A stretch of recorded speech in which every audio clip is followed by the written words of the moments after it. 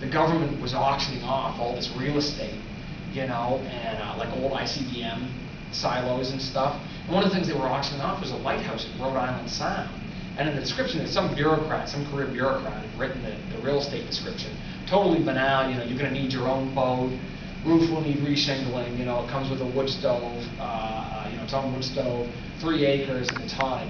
And it was just like, it just slipped in there, like, you know, you have to be adequately prepared to deal with the occasional, you know, appearance of the ghost. And I mean, it's, you know, and I just was like, that's amazing, you know, I mean, it's, you know, it's just accepted as a part of this property. So I got interested in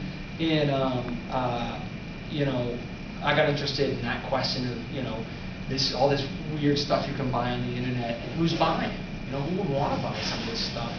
And so the story, Heart-Shaped Box, is about this burned-out 50-something rocker who has a collection of disturbing artifacts, and here's about a woman selling a haunted suit online. And he buys it thinking it's a joke, and that it would be the perfect thing for his collection. But it turns out that the ghost attached to the suit is very real, and pretty soon he realizes that he's in a lot of trouble, because it's not one of the friendly ghosts. So that was sort of the plot question, but the deeper question is, there are a couple things. One is, you know, how do people shape their own identity?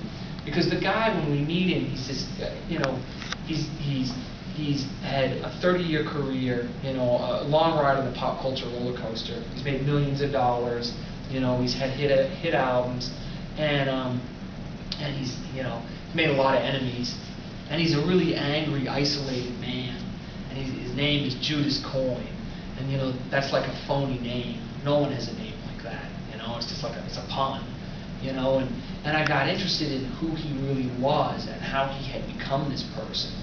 And you know, it turns out he was born Justin Kaczynski, you know, this lonely redneck in Louisiana, and he invented this whole rock star persona for himself as a kind of armor, you know, against the world. And his music is the weapon that he uses to bludgeon and all the stuff he can't stand. And so I got interested in how he had shaped his identity, and that's sort of one of the questions that's explored.